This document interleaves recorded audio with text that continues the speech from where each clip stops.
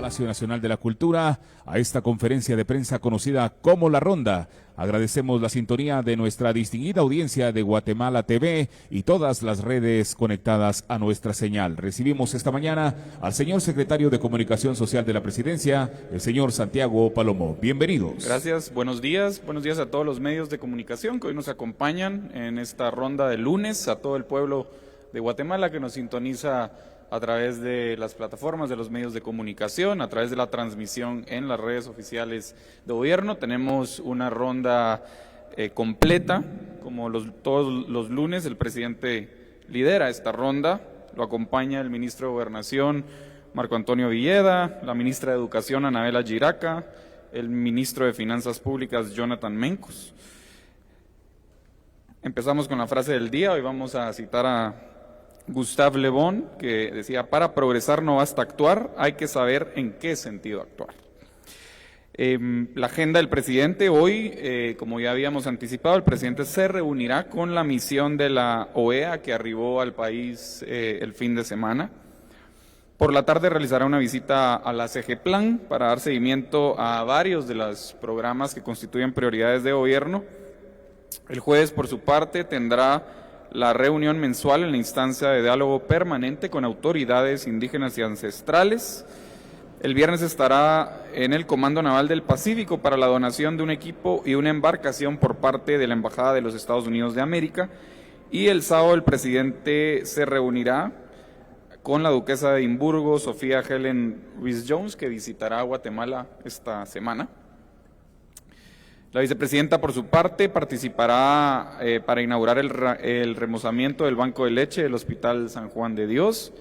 Participará en la CODESAN en San Pedro Zacatepeques y participará además con CESAN en el simposio para el abordaje del sobrepeso, obesidad y enfermedades crónicas no transmisibles. Y con ello le doy la bienvenida al presidente de la República junto con los funcionarios que lo acompañan hoy en la ronda.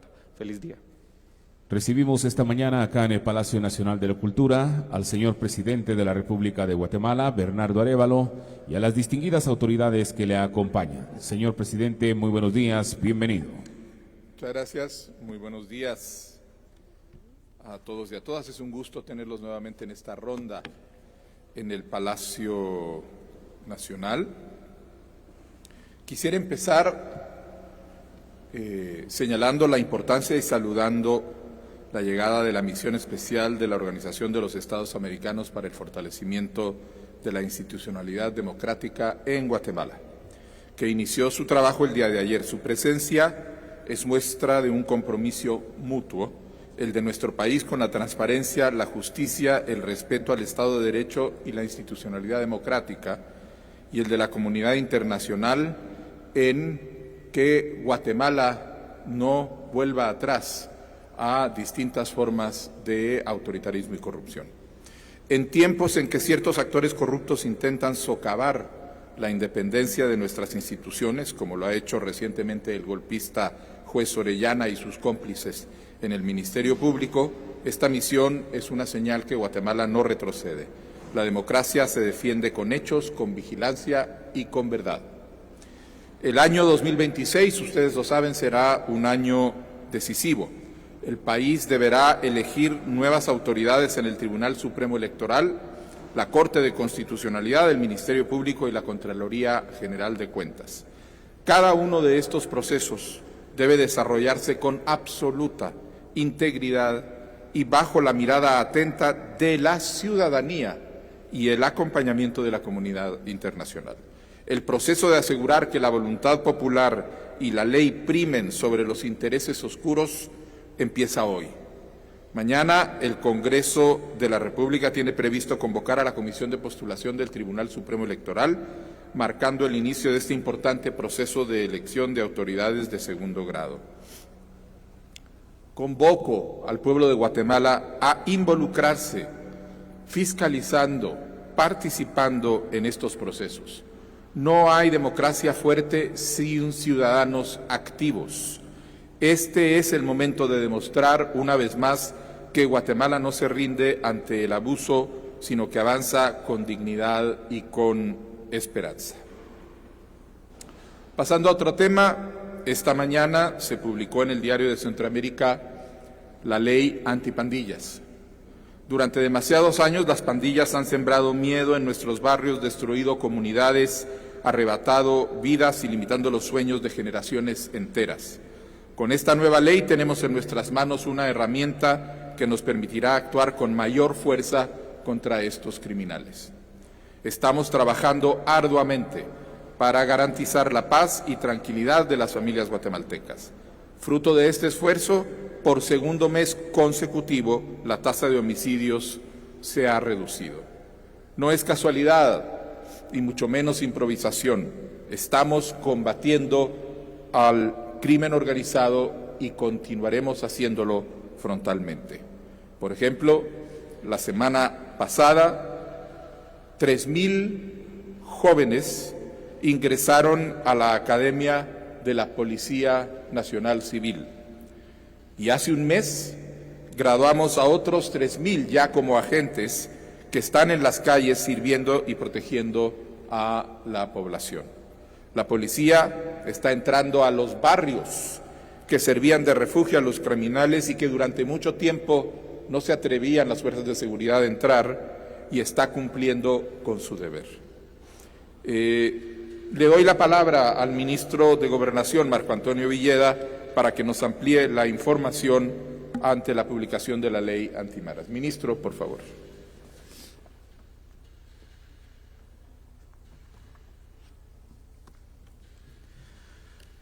Muchas gracias, señor presidente.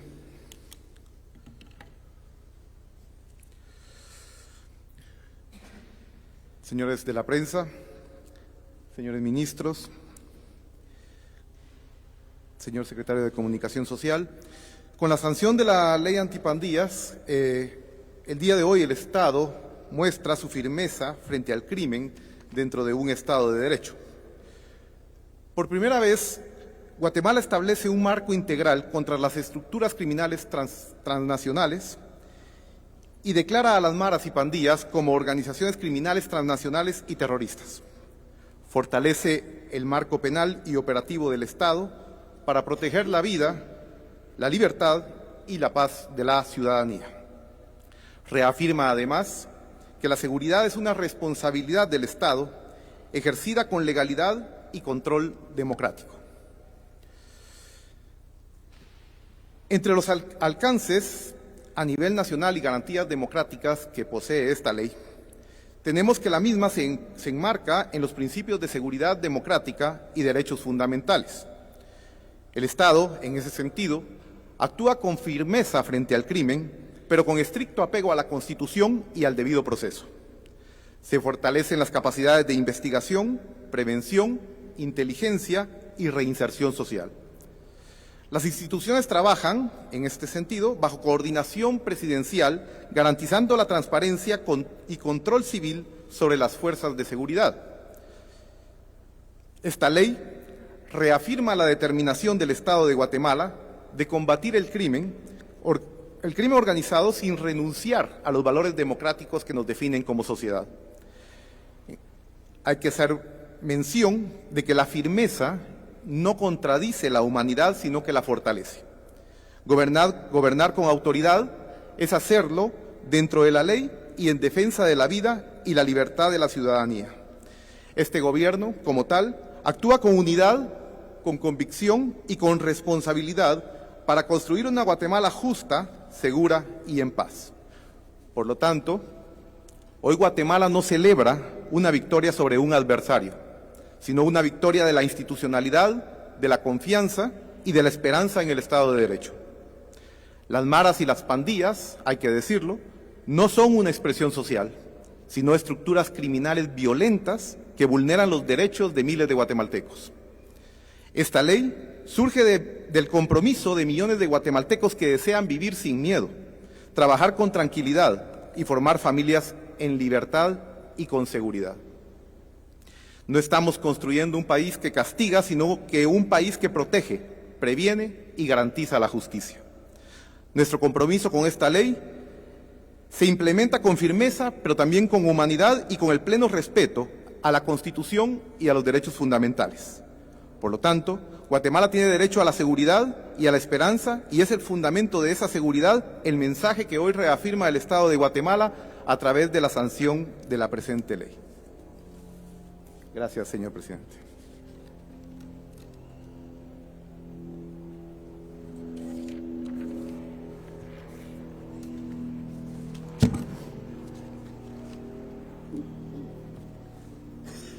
Gracias,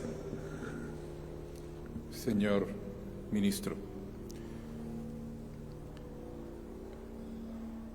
Pero además de proteger a las familias guatemaltecas y de proteger a nuestra juventud, hay que darles futuro, hay que darles esperanza. Y ese es el rol fundamental que cumple la educación en nuestra sociedad.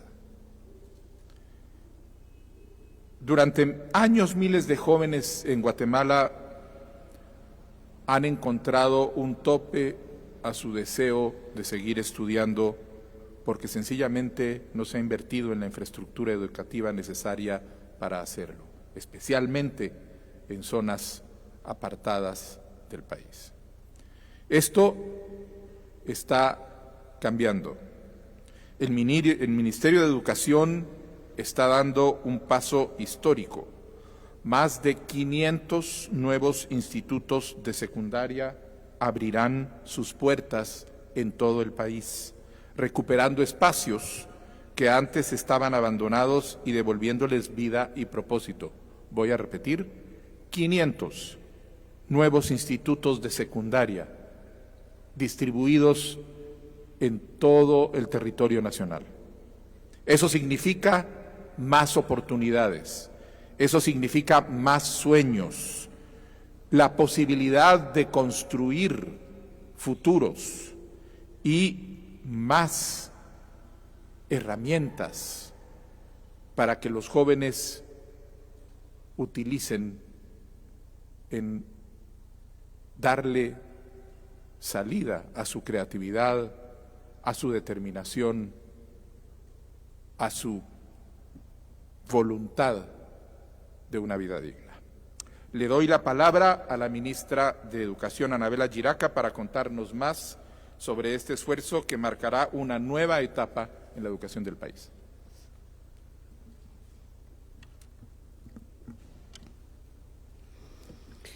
Muchísimas gracias, presidente, estimado, queridos ministros, secretario, a la prensa, al pueblo de Guatemala que nos escucha.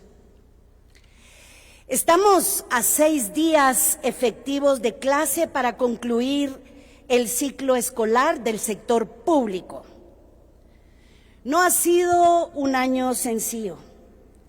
Al reto histórico de rescatar la educación pública del rezago, se sumaron la amenaza de una huelga ilegal y una persistente campaña de desinformación iniciada el año pasado, promovidas por la dirigencia del Sindicato de Trabajadores de la Educación de Guatemala para defender privilegios de pocos a costa del derecho a la educación de millones.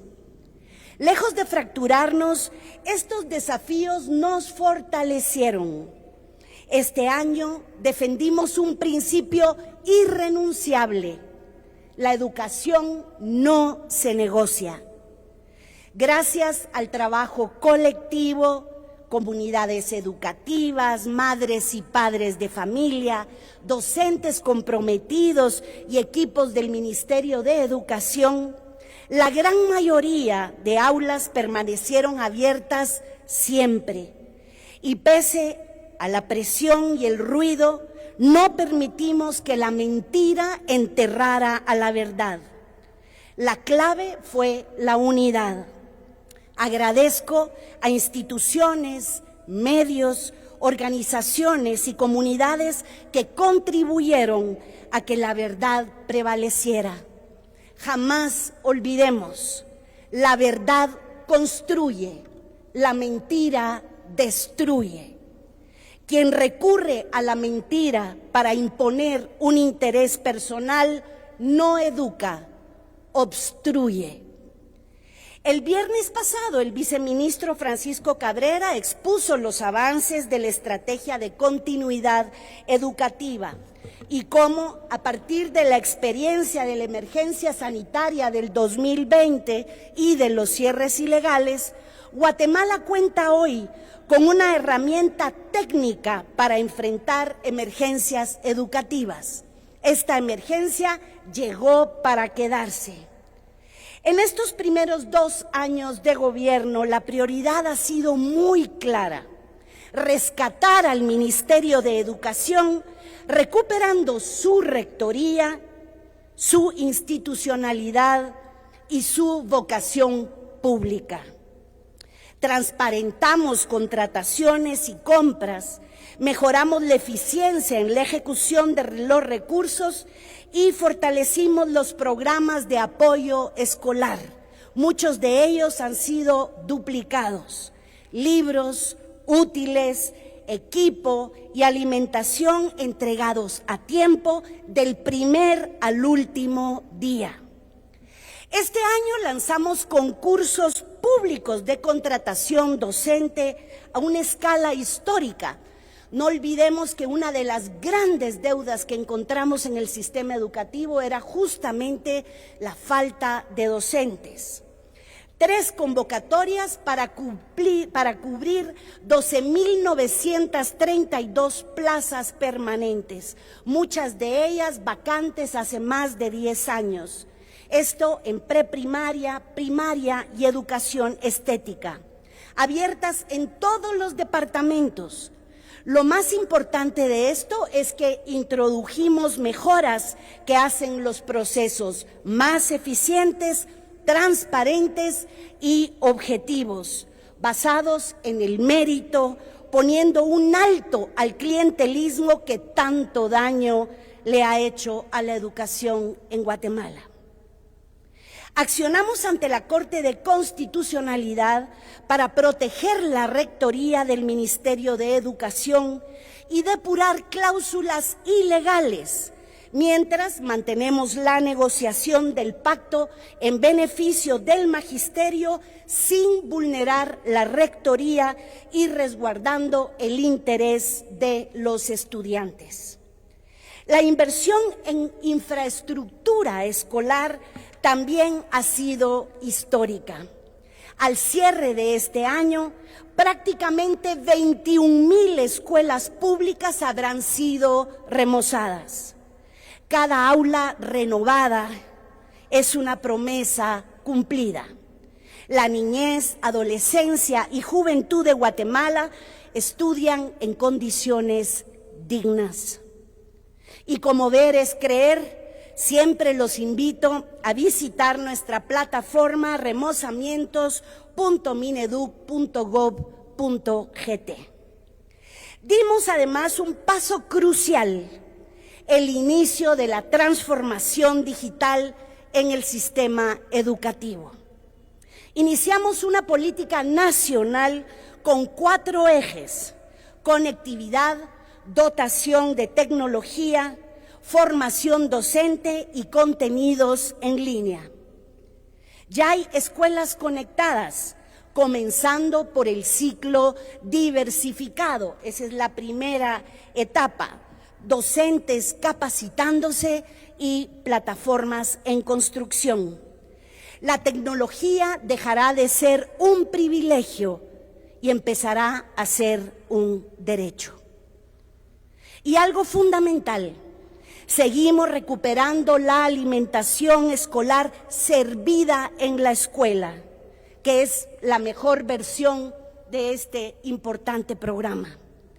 La recuperación iniciada desde el año pasado se ha consolidado este año. Más cocinas, mejor equipamiento, niñas y niños vuelven a comer juntos, con alimentos nutritivos, preparados en comunidad, con proteína y valor nutritivo. Quisiera contarles muchísimas cosas más, como el éxito del programa Mi Escuela Visita un Museo, que nos demuestra y que le demuestra a los niños, niñas, jóvenes y adolescentes que hay muchas maneras de aprender. Pero quisiera decirles que en paralelo avanzamos en las grandes transformaciones de fondo del sistema educativo, que serán compartidas en el momento oportuno con ustedes. Con este breve balance, comparto 3 buenas noticias que confirman que la recuperación de la educación pública no solo no se detiene, sino que además toma impulso. Dejo la mejor noticia para el final. La primera, ya fijamos la fecha de inicio del ciclo escolar 2026. Comienza el 2 de febrero. Eso quiere decir que el 26 de enero inicia y se abren las escuelas, los maestros y el personal administrativo, y los alumnos iniciarán clases el 2 de febrero, atendiendo una demanda sentida de las comunidades educativas. La decisión adelanta paulatinamente el inicio sin afectar las vacaciones de los estudiantes y docentes. Estamos haciendo los mayores esfuerzos para que todos los insumos estén listos desde el primer día de clases: útiles, libros, alimentación y recursos de aula. La segunda es que gracias a una gestión eficiente y a la optimización de los recursos, haremos un desembolso de complemento para reforzar el programa de alimentación escolar. Reconocemos el esfuerzo que supuso para las organizaciones de padres de familia la adaptación a la retención del IVA mientras estuvo vigente.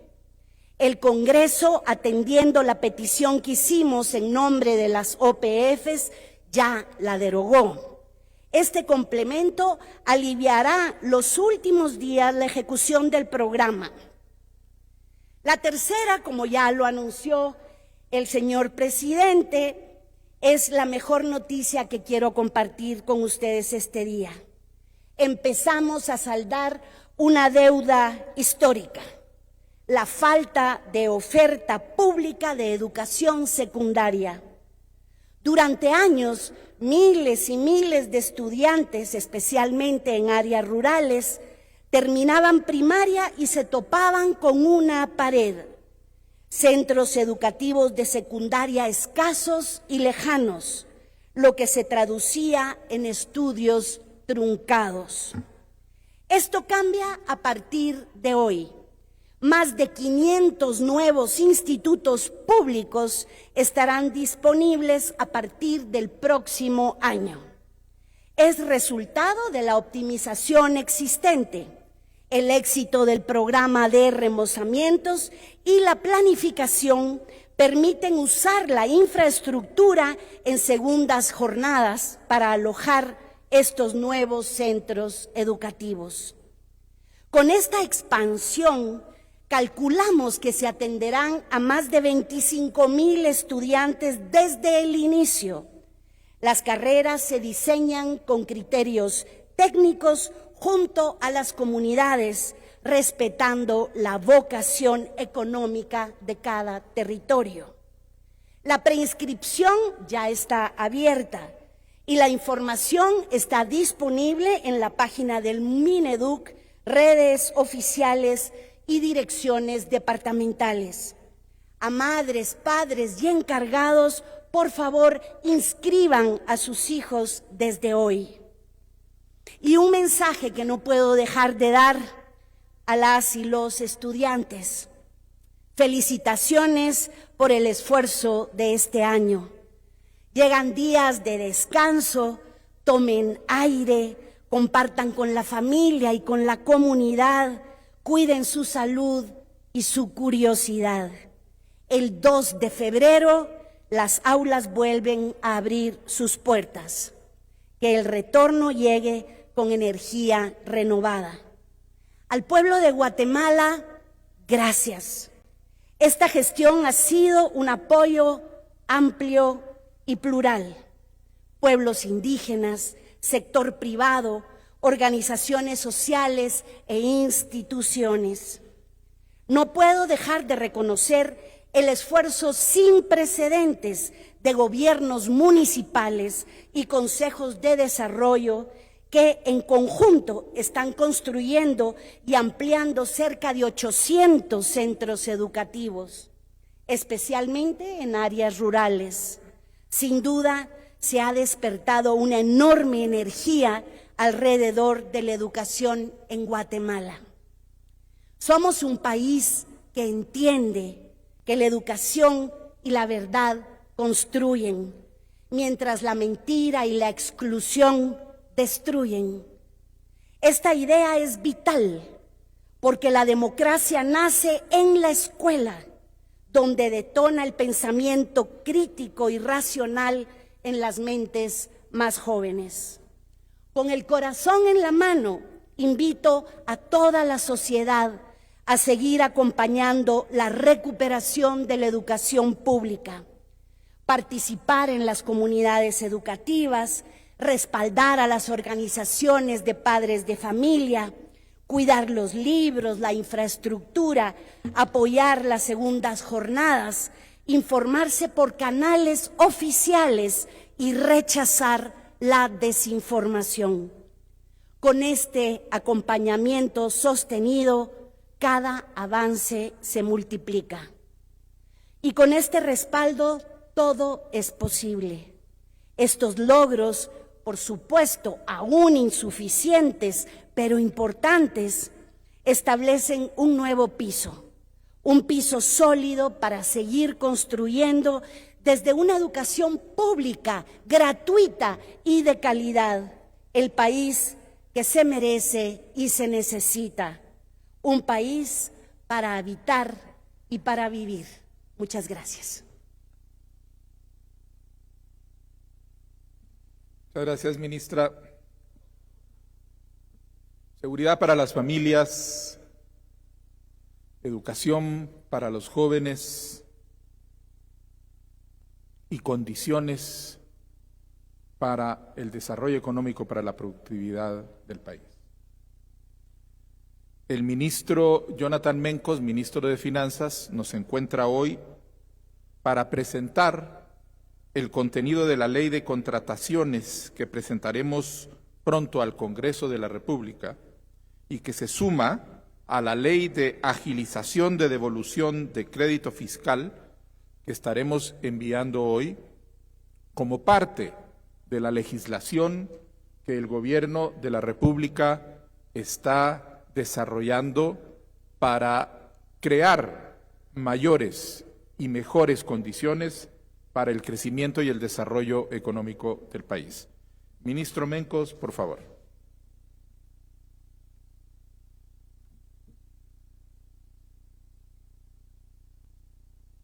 Muchas gracias, presidente, ministro, secretario, señores de la prensa, muy buenos días.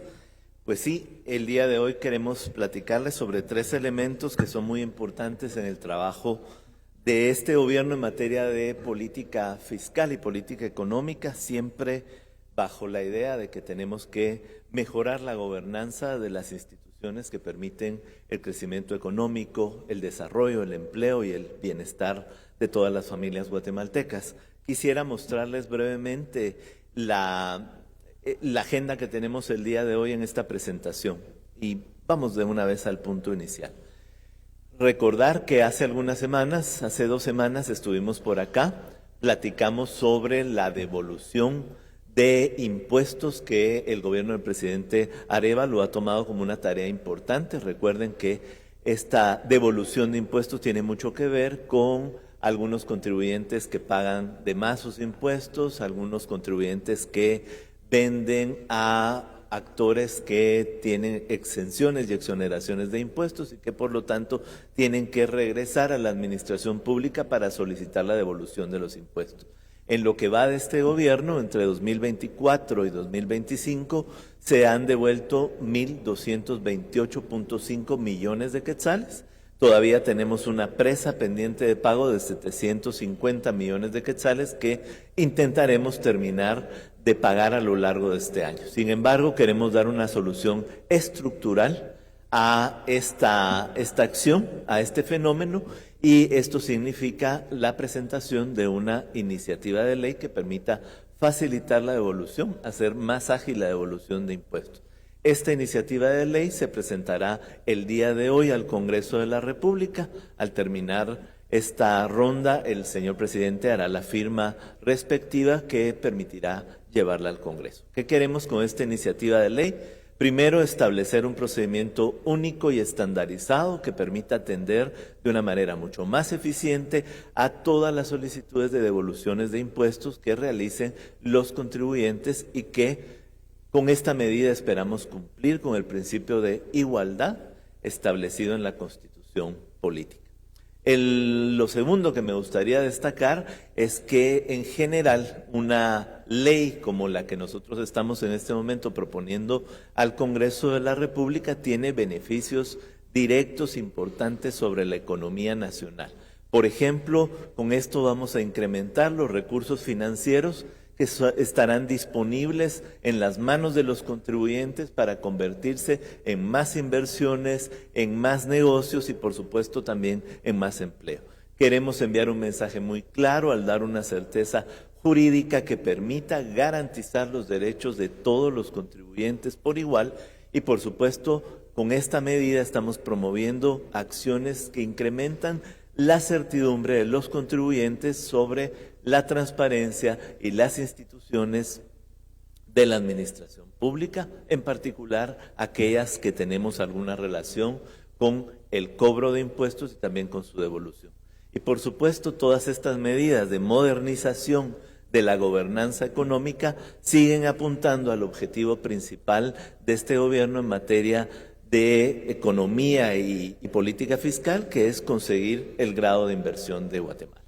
El otro elemento es que esta iniciativa, que es muy pequeña, son 10 artículos, pues cuente con el respaldo político en el Congreso de la República, en virtud de que este es un apoyo muy concreto para miles de contribuyentes, es un apoyo también a la inversión privada y por supuesto también nos ayuda a ir eliminando la serie de barreras no arancelarias que el gobierno de los Estados Unidos ha identificado como uno de los problemas que tenemos que corregir en nuestro país. Por favor, la siguiente.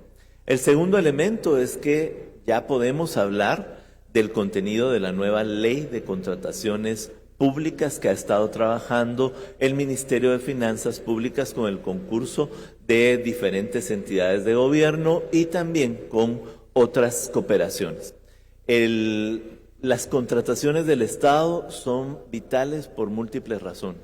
En primer lugar, generan la posibilidad de contratar los bienes y servicios que la administración pública utiliza para garantizar, promover y proteger derechos y para caminar en la senda del desarrollo. Como ustedes pueden ver en esta diapositiva, cerca del 55.6% del presupuesto de gasto total está referido a contrataciones públicas. Eso es más o menos un 6.4% del Producto Interno Bruto anual. La ley de contrataciones del Estado actual, que se puso en vigencia en 1992, ha sido reformada en múltiples ocasiones, pero debemos ser muy claros que se ha quedado completamente desfasada de lo que hoy podría constituir una ley de contrataciones. Está desfasada frente a las necesidades del sector público, además de adquirir recursos, de adquirir y contratar bienes y servicios de una manera ágil, transparente y buscando el interés general. Así es que esta nueva iniciativa de ley lo que busca es la construcción de un sistema nacional de contrataciones públicas en donde tengamos precisamente la capacidad de implementar políticas públicas, desarrollar cadenas productivas que permitan hacer que se cuiden los recursos en el proceso de contrataciones, pero también que se busque la mejor calidad en el mejor tiempo posible y con la mayor transparencia. Se requiere también, con esta iniciativa de ley, se está buscando en todo caso tener una mayor pluralidad de proveedores aptos, capaces de proveer de manera ética los bienes, suministros, obras y servicios que requiere la administración pública.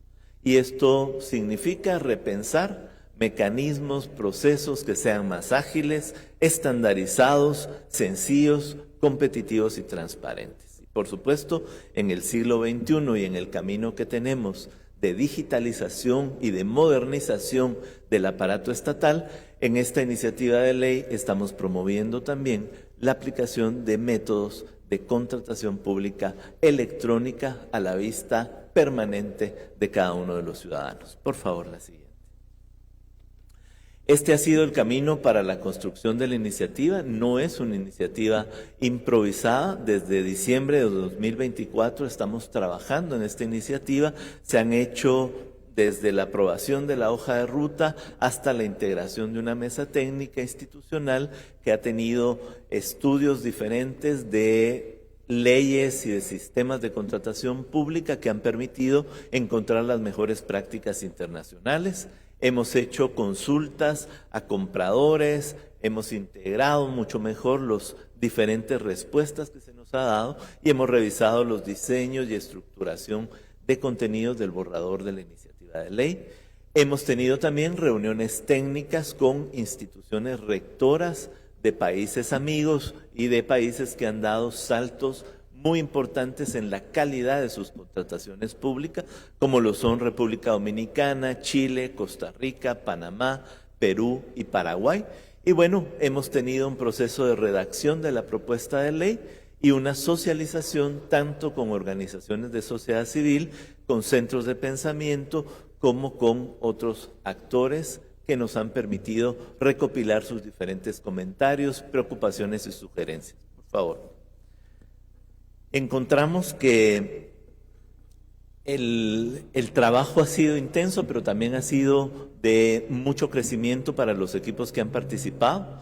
Hemos contado con la colaboración y la cooperación de la Red Interamericana de Compras Gubernamentales de la Organización de Estados Americanos. Esta iniciativa de ley también tiene el sello de la colaboración del Programa de Desarrollo de Derecho Comercial del Departamento de Comercio de los Estados Unidos y de agencias y direcciones vinculadas a la contratación pública de 6 países de América Latina que ya he citado. Asimismo, han participado especialistas que nos han apoyado a lo largo de este proceso desde la Organización para la Cooperación y el Desarrollo Económico y desde otras instituciones que nos han permitido tener hoy una calidad de iniciativa de ley que nos tiene contentos y convencidos de que este es el camino para una mejor capacidad de contrataciones públicas. Por favor. Ya para cerrar esta discusión, decirles que la iniciativa de ley cuenta con 7 títulos, 23 capítulos y 11 secciones que suman más de 260 artículos. Es una ley muy completa, es una ley transformadora y, como les he comentado, crea un sistema nacional de contrataciones públicas que permitirá precisamente atender todas las interrogantes, todas las preguntas y, por supuesto, todas las incertidumbres que hoy tiene el sistema de contrataciones, que por supuesto está completamente desfasado. Por favor, nuestra idea es poder entregar esta iniciativa de ley en las próximas 2 semanas y pues iniciar el proceso de conversación con los diferentes congresistas, así como con la sociedad. Vamos a hacer un taller de trabajo con los medios de comunicación que deseen entender a profundidad lo que significa esta nueva ley de contrataciones públicas. ¿Qué es lo que queremos? Reitero, fomentar la realización de compras de manera electrónica y transparentes. Hay toda una reforma de Guatecompras, establecer procesos de contratación pública que estén estandarizados con etapas claramente definidas y, por supuesto, también queremos establecer funciones claras y precisas para cada una de las autoridades dentro de las entidades que van a comprar bienes y servicios. Estamos contemplando también la adopción de documentos estandarizados para que sigan una misma estructura, un mismo lenguaje y requisitos, sin importar qué entidad esté realizando la compra y, por supuesto, para eliminar las diferentes ambigüedades y la reducción de errores que hoy se cometen. Estamos claros que necesitamos también tener una serie de esfuerzos de trabajo para mejorar la capacidad profesional en todas las entidades públicas de aquellas personas que hacen las contrataciones, y queremos, por supuesto, incorporar enfoques de inclusión, de desarrollo social en las compras públicas para que también puedan contribuir al desarrollo económico y social del país a través de las adquisiciones a micro, pequeñas y medianas empresas, a empresas lideradas por mujeres, a empresas correspondientes a comunidades indígenas y otras. ¿Qué es lo que buscamos también a través de esta ley? Tener un mejor control de la ejecución de los contratos a través de un supervisor de cumplimiento del contrato, un supervisor de obras y, por supuesto, un delegado para la recepción parcial o final de cada una de las obras que se están construyendo. Por favor, adelante. Nuestra idea es hacer algunos ajustes. La siguiente, por favor, por cuestiones de tiempo. Les vamos a dejar a cada uno de ustedes la presentación, si es de su interés poder verla a mayor profundidad. La siguiente. Bueno, aquí hay algunas de las ventajas que ustedes encontrarán en la nueva ley y hay todo un marco novedoso de resolución de controversias, hay un esfuerzo adicional de subasta electrónica que quiero reiterar, se hacen convenios marco y se crean tiendas virtuales para tener una mayor agilidad en las contrataciones públicas, pero también un vínculo entre lo que se está comprando y las capacidades presupuestarias de cada entidad. Por favor, la siguiente. Y para finalizar, el tercer punto que quisiéramos mostrarle es los 8 avances que se dan desde el Ministerio de Finanzas Públicas en materia de transparencia. Como este gobierno lo ha advertido, tenemos la enorme tarea de reconstituir la legitimidad del poder público frente a la ciudadanía, y eso pasa en buena medida no solo por el cumplimiento de resultados, sino también por la posibilidad de que todos y cada uno de los ciudadanos tengan el mayor acceso posible a la gestión del poder público. Desde el Ministerio de Finanzas, en las áreas que nos competen, hemos hecho diversos avances. En primer lugar, ustedes pueden ver que han habido esfuerzos para dotar de una mayor disponibilidad de información sobre todas las contrataciones públicas. Aquí hay nuevos módulos de acceso a información, hay adopción de estándares de datos para las contrataciones, de datos abiertos que permitan acercar a la Administración Pública de Guatemala los mejores estándares internacionales. Se han implementado diversos tableros también para el conocimiento de la sociedad.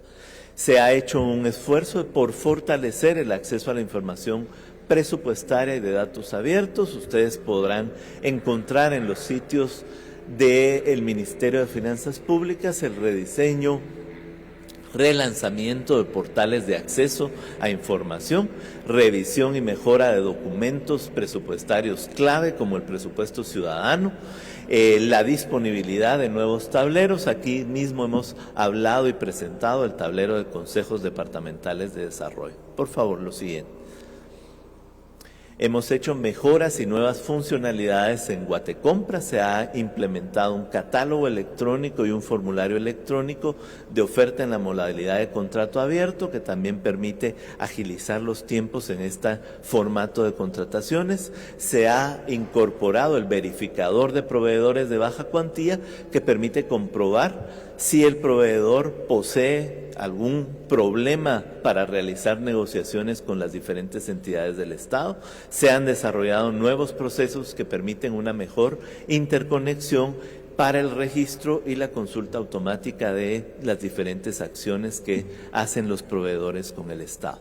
Se ha hecho una promoción de contratos abiertos, que es una modalidad que permite conseguir mejores precios y una mayor accesibilidad a diferentes productos. A lo largo de esta administración se han firmado 10 nuevos contratos abiertos. Asimismo, se ha hecho el diseño y la implementación de diversos talleres que permiten a las entidades y a los profesionales de las entidades del Estado entender las grandes cualidades que tiene el contrato abierto. Por favor, la siguiente.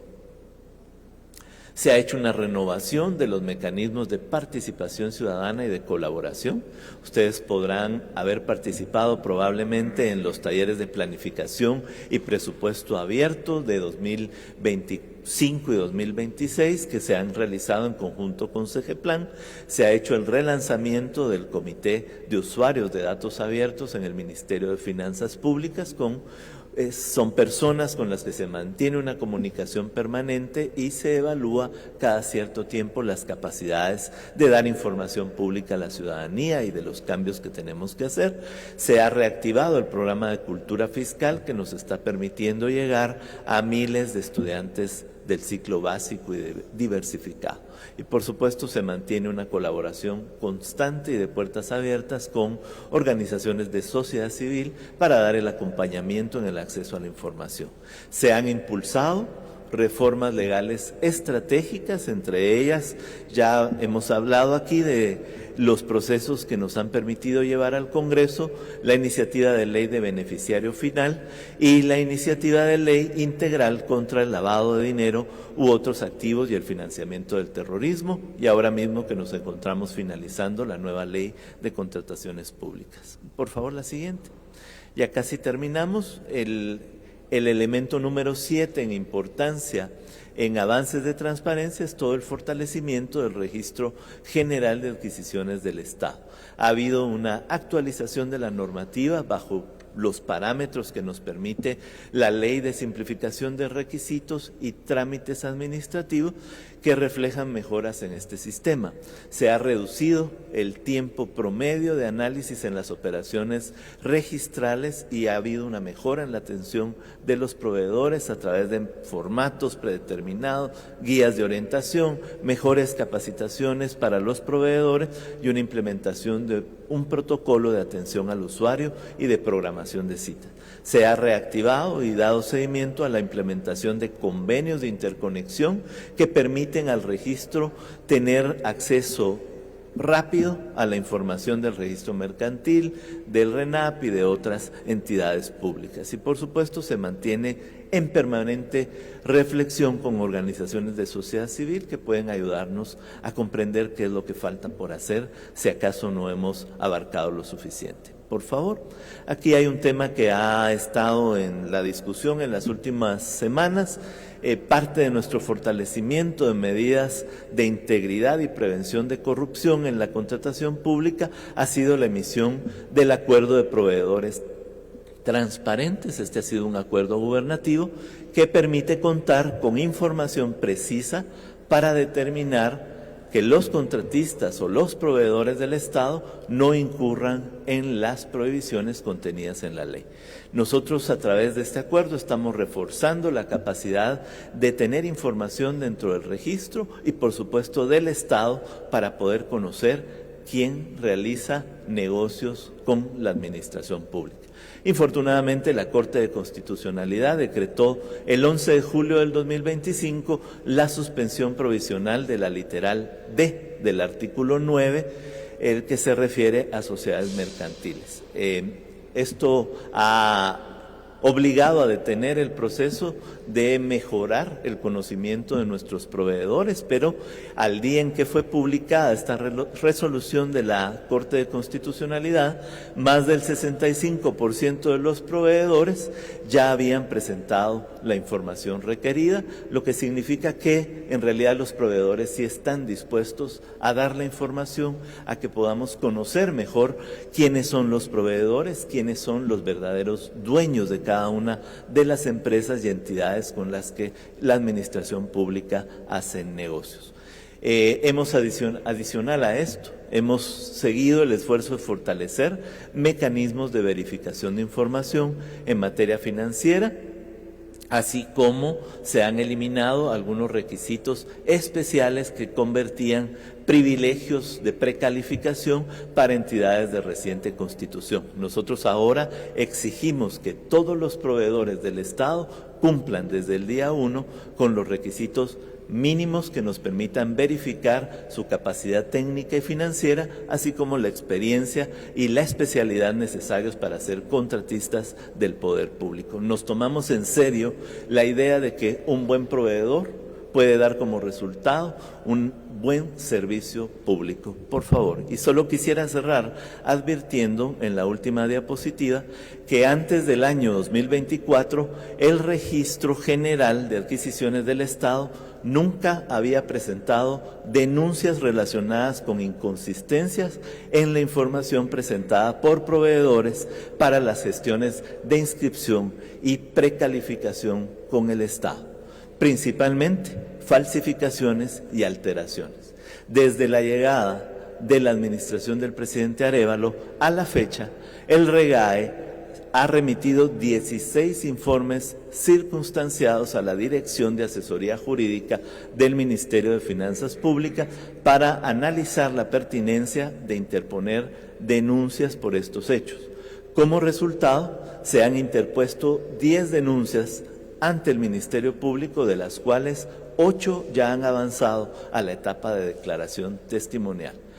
En la implementación futura, nosotros estamos trabajando en un sistema de alertas o banderas rojas en el Guatecompras que también nos va a permitir a las entidades públicas monitorear y detectar anomalías o patrones de riesgo en los procesos de contratación. Reitero, nosotros nos tomamos muy en serio en qué se utiliza cada centavo que llega a las arcas del Estado. Queremos saber más de los proveedores, queremos saber quiénes son sus dueños, pero necesitamos una ley mucho más fuerte y necesitamos, por supuesto, tener una sociedad dispuesta a exigirle a todas las entidades del sistema de justicia, al Congreso y al propio Ejecutivo, que hagan la tarea por saber quiénes son los verdaderos proveedores del Estado. Muchas gracias. Gracias, presidente. Muchas gracias, ministro. Bueno, yo creo que estamos en la etapa a su disposición para la serie de preguntas y respuestas. Gracias, señor presidente. Muy buenos días para usted, a los honorables ministros y al señor secretario. Comenzamos con el periodista Kenneth Cordán del diario La Hora. Tiene preguntas para su persona, para el ministro de Finanzas y para el señor ministro de Gobernación. Buenos días, presidente, funcionarios. Presidente, justamente hablando de la misión de la OEA, quisiéramos saber cuál será la agenda de esta dentro del país, tanto las reuniones que tendrá con el Ejecutivo, con otras entidades del gobierno. Muchas gracias. Mire, nosotros no manejamos la agenda de la Organización de Estados Americanos. La organización, esta misión es libre de acuerdo a su mandato para establecer las reuniones con las organizaciones, grupos o personas que considere necesario y el Gobierno de la República no interfiere en su organización. Nosotros entendemos que su agenda está precisamente formada de entrevistas con los distintos sectores del país y lo único que le puedo decir es que está comenzando con el Gobierno de la República. Yo tengo más tarde en esta mañana la reunión con la comisión, pero nosotros no interferimos en la confección de la agenda, esa es una prerrogativa de la misión. Gracias, señor presidente. La siguiente pregunta es para el señor ministro de Finanzas.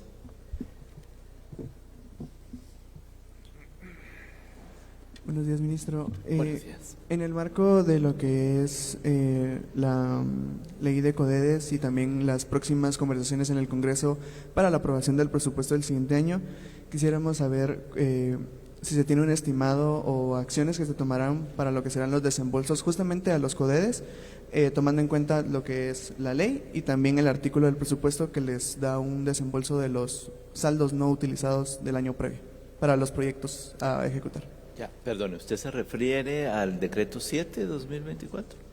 Ya, muy bien. Son dos respuestas a su pregunta. En el proyecto de presupuesto nosotros enviamos un artículo que permitiría mantener los recursos y terminar los proyectos de consejos de desarrollo que no hayan finalizado a lo largo de este año. El dictamen de la Comisión de Finanzas Públicas y Moneda no lo conozco, entiendo que seguramente se conservará porque esto le da marco legal que permita mantener los proyectos de inversión pública y que no se queden a medias. Sobre el decreto 7 se están haciendo todos los ajustes pertinentes para poder intentar ejecutar lo que manda esta ley, y seguimos manteniendo la preocupación de que este sí es un traslado de recursos que imposibilitaría tener una mejor supervisión de las inversiones que se hacen a través de consejos de desarrollo y obligaría a entregar recursos de manera directa sin haber hecho ninguna supervisión. Pero como esto se ha convertido en ley, estamos trabajando en los ajustes pertinentes. Gracias, señor ministro. La pregunta al señor ministro de Gobernación. Buenos días, ministro. La pregunta es sobre qué avances nos puede dar a conocer y también qué hipótesis se tiene acerca del ataque armado que dio muerte al ex candidato a alcalde y también contratista del Estado en Parramos el pasado sábado, si no estoy mal. Bueno, miren, nosotros todavía estamos en las investigaciones que se realizan dentro de las primeras 24 y 48 horas, que son las que aportan directamente todas esas evidencias que nos llevan a determinar cuál es la razón, el motivo detrás de este crimen y quiénes son las personas que han ejecutado este crimen. Entenderá que no le puedo dar mayores detalles de este proceso de investigación, pero sí le puedo adelantar, por ejemplo, que se ha localizado el vehículo en donde se trasladaban estos sicarios. Es un vehículo que tenía reporte de robo desde el 22 de mayo del presente año. Se han encontrado dentro de ese vehículo una serie de indicios y estamos en ese proceso de identificar plenamente a estas personas que han participado en este hecho delictivo y poderlas localizar y capturar. Pero ya le digo, estamos todavía en ese proceso de análisis de evidencias. Se ha recabado una enorme cantidad de evidencias que nos está permitiendo establecer una posible hipótesis para determinar qué fue o cuál fue la razón por la que fue atacada esta persona junto con la señora de sexo femenino que la acompañaba, y luego tratar de establecer quiénes son los partícipes directos en estos hechos. Pero sí, déjenme decirles que estamos en esas investigaciones, vamos a llegar hasta el final y vamos a descubrir qué hay detrás de todo esto y quiénes son las personas que han participado en estos hechos. Gracias, señor ministro. Continuamos, señor presidente. Le toca al periodista Luis González de República GT. Pregunta para su persona y para el señor ministro de Finanzas. Presidente, buenos días. A raíz de la denuncia de un caso de empresas, un grupo de no menos de 10 empresas con supuestas irregularidades en la contratación de obras y servicios, ¿qué medidas ha tomado o toma su gobierno? Y luego, ¿dónde cree usted que está el fallo que sigue ocurriendo, a pesar de lo que menciona el señor ministro, de todos los controles que se han implementado? ¿Dónde está el fallo para que continúen estas irregularidades? Que este solo es un pequeño caso. Es cotidiano esto que se hace en el Estado en general. ¿Dónde cree usted que está el fallo y qué medidas ha tomado su gobierno a raíz de este caso? Bueno, miren.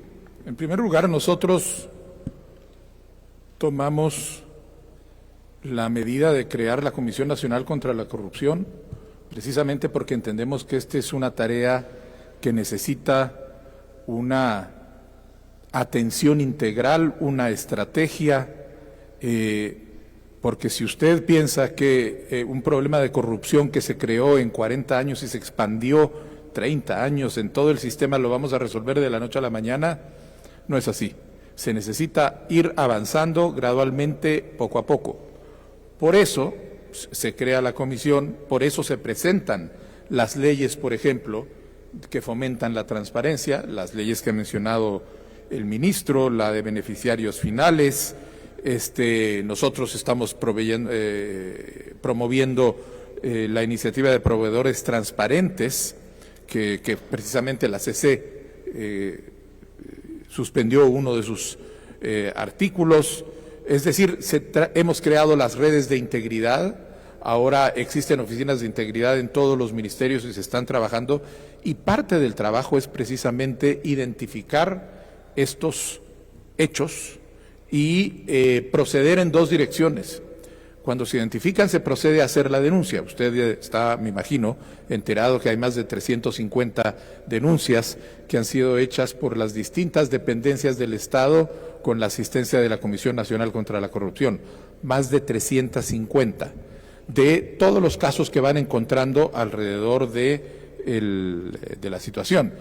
Y ya eso en sí constituye una primera acción muy concreta alrededor de la corrupción que se va descubriendo. La segunda es que lo que se hace es identificar cuáles son los mecanismos, los patrones, las metodologías mediante las cuales se va desarrollando estos casos de corrupción, y entonces la comisión va recomendando y desarrollando los mecanismos para poder enfrentar, para prevenir futuros casos. Por ejemplo, el tipo de legislación que estamos ingresando.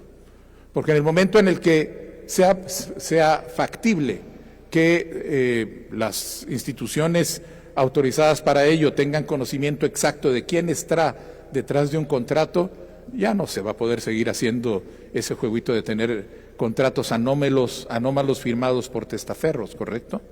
Entonces, si usted me pregunta qué estamos haciendo, estamos realmente entrando en un proceso de investigación, de averiguación de los casos, de investigación de los patrones para poder enfrentarlos, de denuncia sistemática de cada uno de ellos, al ritmo que vamos avanzando en la ejecución pública.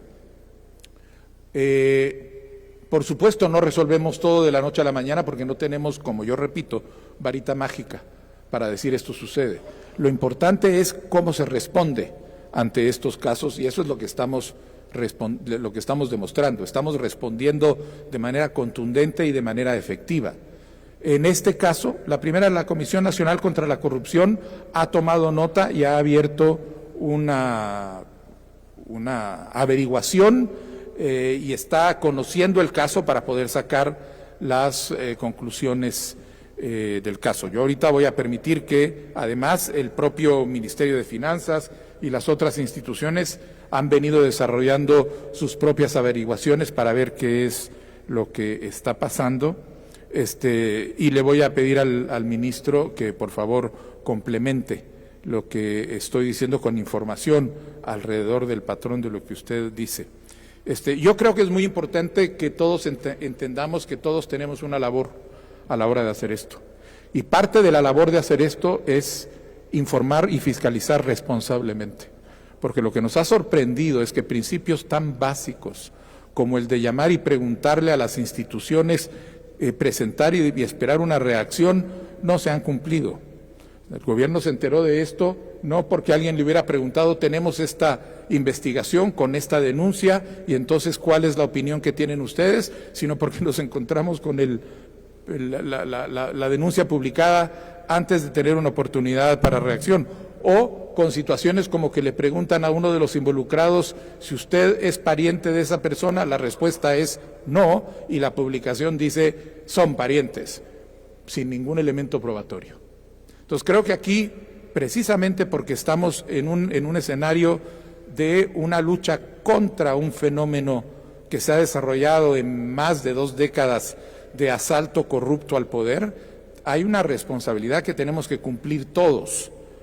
Nosotros la estamos haciendo por nuestra parte y ningún caso va a ser pasado por alto, ningún caso va a ser marginado, todos los casos van a ser objeto de atención, sanción en su caso, análisis siempre para identificar qué es lo que puede hacer y traducirse en medidas concretas. Es más, nosotros estamos solicitando lo que es una comisión presidencial contra la corrupción, que es ahorita una iniciativa, una expresión política de la voluntad de este gobierno, se convierta en una institución del Estado, porque entendemos que esto no debe depender de la voluntad política de los presidentes de turno, sino que tiene que ser una capacidad instalada dentro de la estructura administrativa y política del país, precisamente por la dimensión del problema que tenemos en las manos.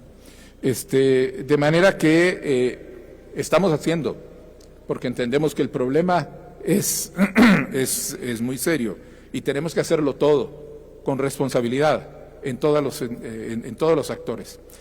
Y le pido por favor al ministro Mencos que nos amplíe la información al respecto. Gracias, muchas gracias, presidente. Bueno, sí, aprovechando que, no sé si usted tenía una pregunta más para mí. Es correcto, señor ministro. Gracias. Muchas gracias, ministro.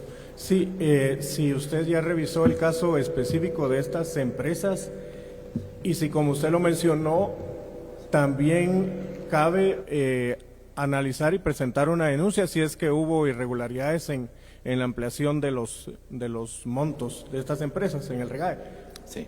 Y lo otro, señor ministro, es ya que usted menciona una nueva ley de compras y contrataciones, si la parte penal o la parte sancionatoria es fuerte debido a que sabemos que echa la ley, echa la trampa y actualmente esa ley no se cumple por diferentes formas.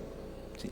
Muchas gracias. Sobre la iniciativa de ley nueva de contrataciones públicas, sí, efectivamente se robustecen las capacidades del Registro General de Adquisiciones del Estado y por supuesto que sí se contempla una mayor fuerza contra aquellos que mienten o hacen caer en error a las entidades públicas. Así es que, por supuesto que hemos tomado en cuenta eso en es uno de los elementos más importantes de la nueva ley de contrataciones.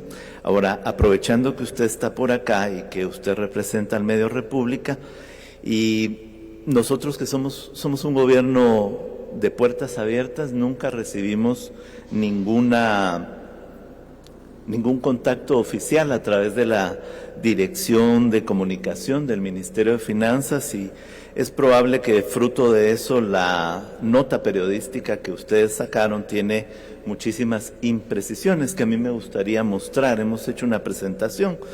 Yo he sido, hasta antes de ser ministro, fui columnista por más de 12, 14 años y uno de los pilares del periodismo es precisamente la búsqueda de la verdad, la búsqueda de la precisión, la independencia, la humanidad y la responsabilidad y ética para lo que uno escribe.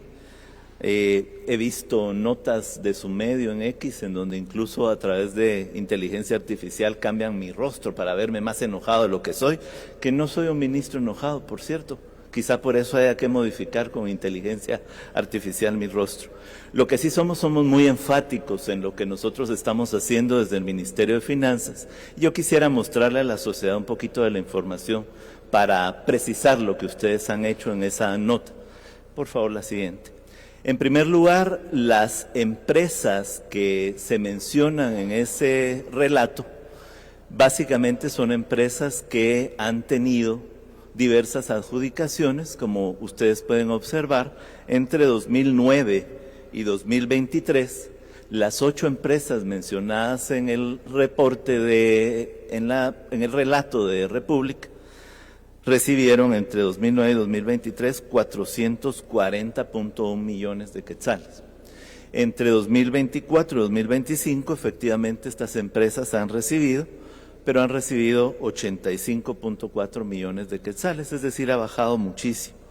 En estos 2 años del gobierno del presidente Arévalo, el 87.1% de las adjudicaciones fueron en las portuarias, en las empresas portuarias, no en el gobierno central. En algunas adjudicaciones, en las últimas, creo que ustedes hicieron alguna nota al respecto. Las personas que representan al gobierno central votaron en contra de entregar esas adjudicaciones que mandaban las juntas de licitación estuvieron en contra por creer que no era procedente lo que estaban diciendo las juntas de licitación. Por favor, en la siguiente. Ustedes sostienen que se han constituido y han sido inscritas las empresas en el REGAE en este gobierno. Entiendo que en su relato ustedes dicen que hay algunas empresas que fueron inscritas durante este gobierno, pero estos son los datos correctos. Estas empresas han sido constituidas entre 2007 y 2023. Fueron inscritas en el registro mercantil, hay unas de 2007, fueron inscritas en el REGAE entre 2019 y 2023, antes de que este gobierno estuviera en el control de la administración pública. En la siguiente, quisiera ser muy enfático en el relato de ustedes. En esa nota hablan de una empresa de La Peña y sostienen que ha sido durante nuestra administración que subió la capacidad disponible de la empresa. Como ustedes pueden notar acá, y esos son datos de información pública que pudimos haberles dado si hubieran tenido el interés de preguntar institucionalmente sobre esto, pues básicamente se modifica en una acción hecha el 8 de marzo del 2023, fue esa modificación que permitió a la empresa de La Peña Sociedad Anónima pasar de una capacidad disponible en quetzales de 44.2 millones a 188.5 millones.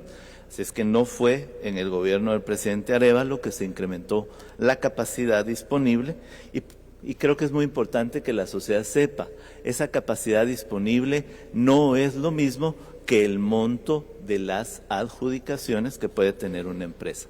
La siguiente, por favor. Aquí también hay una información imprecisa y tendenciosa con relación al comerciante individual, el señor Neftalí Isaías Castañón González.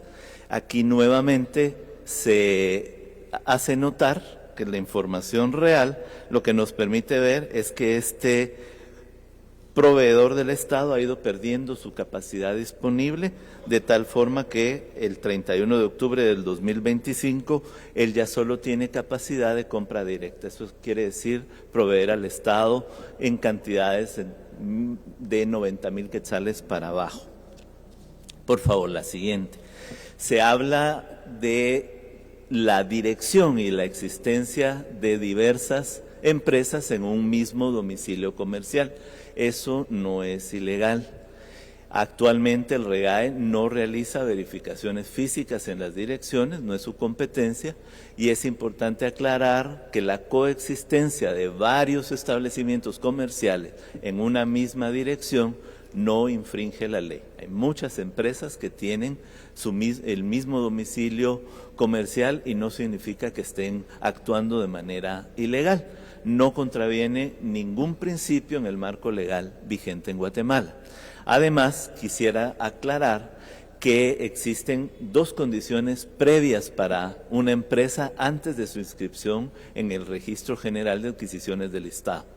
Primero, tiene que estar inscrita en el registro mercantil, porque se le solicita la patente de comercio de la empresa y ahí está la dirección. Y segundo, tiene que estar inscrita, sea una persona o una empresa, en la Superintendencia de Administración Tributaria y ahí también hay una dirección que es la que utiliza el proveedor en su proceso de inscripción. Por favor, la siguiente. Aquí podemos ver algunos ejemplos concretos sobre la diferencia entre la capacidad económica disponible y las adjudicaciones. No es lo mismo. Ustedes pueden ver acá, por ejemplo, la empresa de La Peña Sociedad Anónima, que el 8 de marzo del 2023 tenía una capacidad de 188.5 millones de quetzales y tuvo adjudicaciones de 37.8 millones. En el relato de su medio se tergiversa un poco y es precisamente una imprecisión fruto de no poder hablar con los expertos en el tema o no querer hacerlo. Y básicamente lo que debemos tener claro es que no podemos decir que la capacidad económica es igual al monto de adjudicaciones. Vean ustedes la empresa Alifer Sociedad Anónima. Tiene una capacidad económica disponible de 66.7 millones de quetzales y le han sido adjudicados contratos y servicios por 6.7 millones de quetzales y así en el resto de empresas. Por favor, la siguiente. Sí quisiera detenerme a explicarle a la sociedad y al colega de República cómo se calcula la capacidad económica de una empresa, porque tiene 4 elementos. Primero, ellos ingresan la solicitud de precalificación en el sistema del Registro General de Adquisiciones del Estado. Ahí incluyen su balance general del último ejercicio fiscal, la declaración jurada anual del impuesto sobre la renta, la certificación de cuentas contables, certificaciones bancarias, contratos finalizados. Esos son los requisitos establecidos en el Acuerdo Gubernativo número 133-2024. El REGAE verifica el cumplimiento de estos requisitos, porque no es algo arbitrario. En segundo término, inicia la revisión en el sistema REGAE, que es un sistema totalmente electrónico, y ahí se va verificando la información. Se asigna de manera aleatoria el análisis a alguno de los analistas del registro, y este analista es un analista financiero que revisa y analiza la información. Hay una trazabilidad en el sistema del REGAE y uno puede observar esta trazabilidad en la asignación para el análisis entre analistas y jefes. Esto se hace también de acuerdo al marco normativo. El tercer punto es que se calcula de manera automática y tomando en cuenta los factores de la fórmula que tiene nuestro registro, y que también esta metodología y este cálculo viene del Acuerdo Ministerial 563 del año 2018.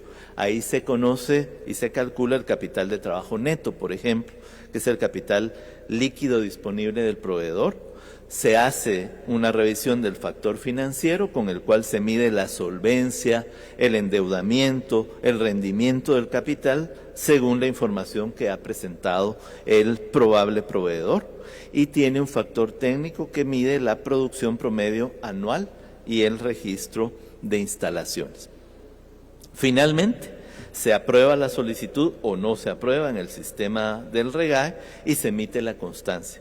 La emisión de constancia y la resolución correspondiente tiene que ver con la precalificación que ha realizado el registro y que está fundamentada en toda la información proporcionada por el usuario en los formularios electrónicos con una vigencia de 2 años. Si hay alguna duda, como lo que les comentaba en la presentación anterior, entonces se pide la verificación de documentos. Lo tiene que llevar el proveedor.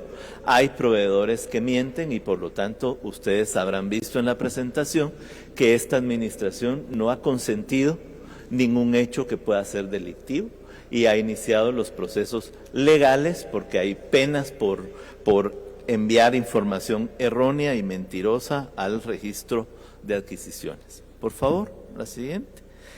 ¿Cuál es la responsabilidad en las adquisiciones? Por mucho esfuerzo que haga el Registro General de Adquisiciones del Estado, que hace una revisión como la que yo les he comentado de acuerdo a la ley, esto no limita, no excluye y no sustituye el proceso de adjudicación que conlleva a la calificación específica que deben realizar las entidades contratantes. Las juntas de licitación son importantes precisamente para verificar si se cumplen con todos los requisitos y si es prudente y bueno para los intereses del Estado la contratación o no de una empresa. Todo esto se hace dentro del marco legal actual, que por supuesto es un marco legal que tenemos que reforzar. Por favor, la última diapositiva que quisiera mostrarles, pues reiterar lo que estamos haciendo desde el Ministerio de Finanzas y el Registro General, y es la actualización de la normativa bajo los parámetros que ya les he comentado en la primera parte de mi exposición. Estos cambios fueron aprobados en agosto del 2024 en el Acuerdo Gubernativo 133-2024 y que permiten reducir tiempos promedios de análisis, tener una mejor capacidad de medición de lo que nos están entregando los posibles proveedores del Estado y tener una comprensión mucho más clara que permita también a los proveedores no incurrir en ningún error ni en ningún dolo. Por favor, lo siguiente. Solo en la última diapositiva quisiera mostrarles lo que nosotros le hemos incluido a la nueva ley de contrataciones públicas.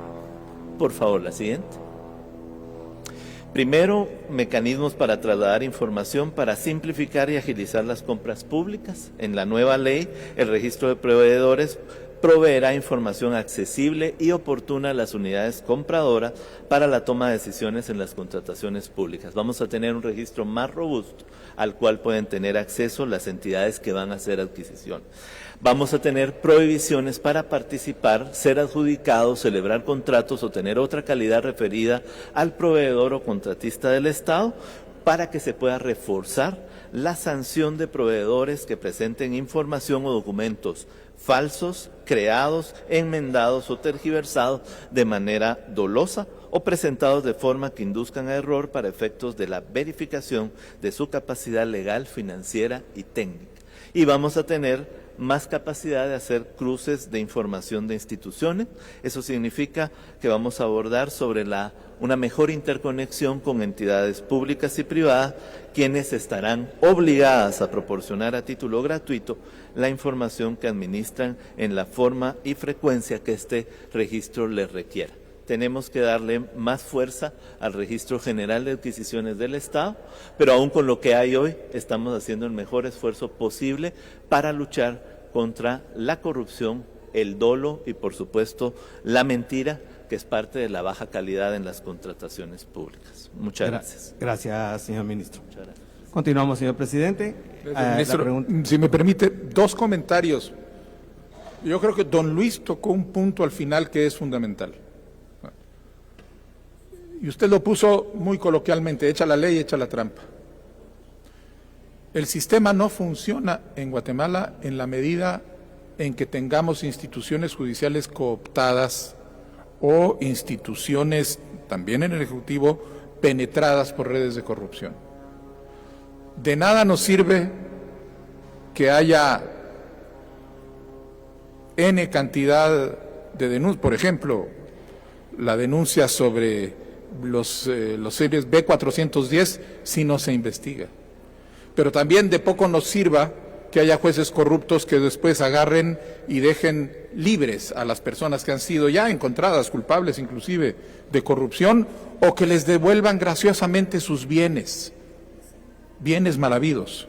O sea, hay un problema de funcionamiento sistémico y general que tenemos que ir solventando, pero que tenemos que enfrentar y darle solución en distintos temas.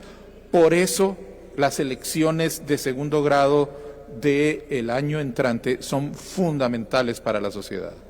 Aquí estamos en un esfuerzo en donde tenemos que tratar de promover que el mayor número posible de jueces, magistrados, funcionarios decentes lleguen a tener esas posiciones de autoridad dentro del sistema de justicia para evitar precisamente la continuación de un sistema en donde podemos tener la ley, porque podemos mejorar las sanciones, podemos poner sanciones más fuertes y seguramente así vienen en la ley que está, pero de nada sirve una sanción fuerte si el sistema no funciona y o no se aplica o se le deja salir o se le devuelve, todas las cosas que hemos estado mencionando. Pero lo que usted señala, don Luis, es punto central para entrar a la función.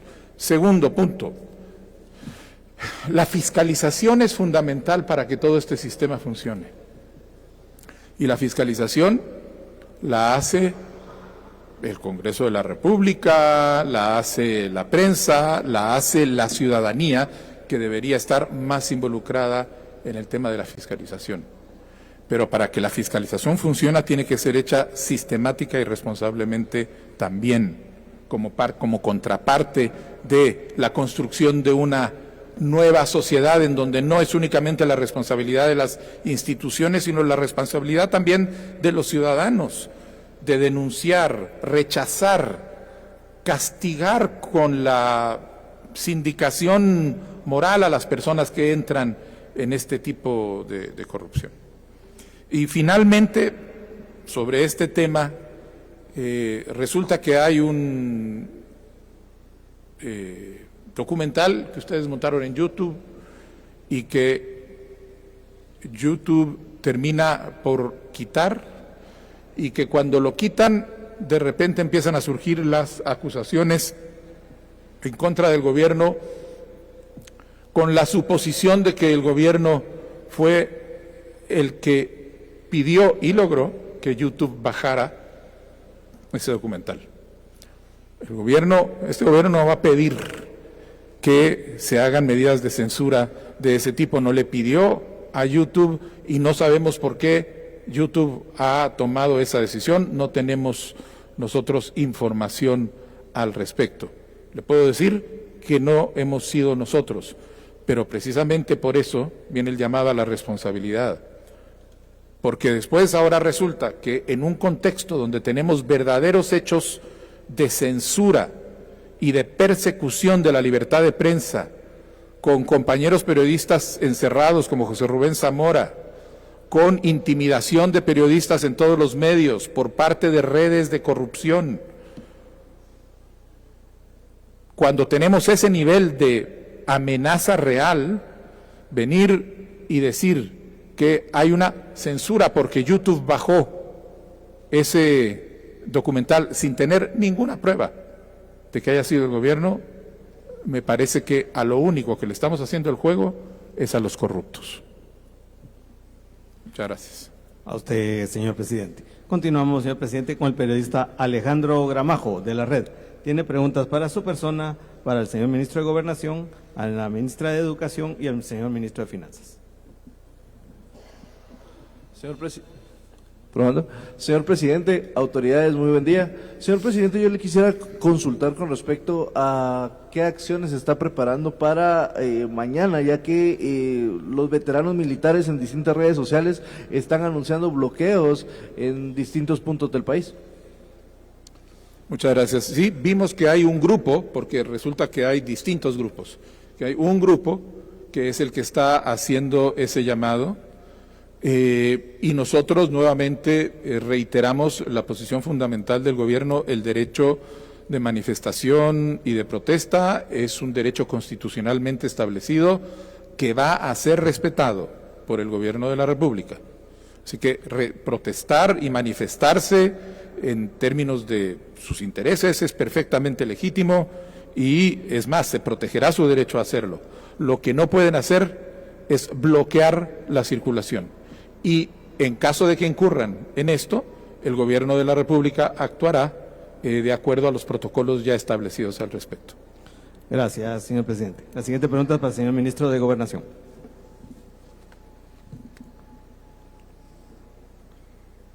Señor ministro, buen día. Quisiera preguntarle cómo van los avances con respecto a las investigaciones de los 18 prófugos de la justicia del barrio 18 y a su vez, pues la semana pasada surgió la noticia de una persona fallecida dentro de la cárcel de la zona 18, si ya tiene más avances con respecto a estas investigaciones. Bien, no son 18 prófugos, actualmente ya son 15 prófugos, porque ya se han recapturado a 4. Nosotros seguimos en esa tarea de investigación, de atender todas estas denuncias ciudadanas donde nos advierten dónde estas personas se pueden encontrar. Estamos haciendo un trabajo de inteligencia para poder localizarlos. Pero bueno, usted entenderá que esto no son ciencias exactas, ¿no? Esto es un trabajo de búsqueda y captura. Hemos recibido, mejor dicho, muchas denuncias de muchos ciudadanos que nos advierten que estas personas pudieran estar en uno u otro lado. Hemos atendido esas denuncias. Nos hemos llevado la sorpresa de que muchas veces encontramos a otros que no están prófugos, pero sí tienen orden de aprehensión. Por ejemplo, hemos encontrado otros pandilleros que la gente los ha confundido y los ha denunciado, y eso nos ha llevado a su captura. Pero en ese sentido, sí, nosotros seguimos atendiendo. Como les repito, hay una fuerza de tarea dentro de la policía destinada directamente a hacer este tipo de investigaciones, de localización y de captura de estas personas. Nosotros esperamos, como dije en un principio, que con la ayuda que nos pueda prestar el gobierno de Estados Unidos a través de una fuerza de tarea del FBI, esta búsqueda se pueda potenciar, se pueda mejorar y se pueda recapturar a estas personas lo más rápidamente posible. Este grupo aún no ha llegado a Guatemala porque hay un tema propio del gobierno de los Estados Unidos que tiene que ver con el cierre del gobierno federal.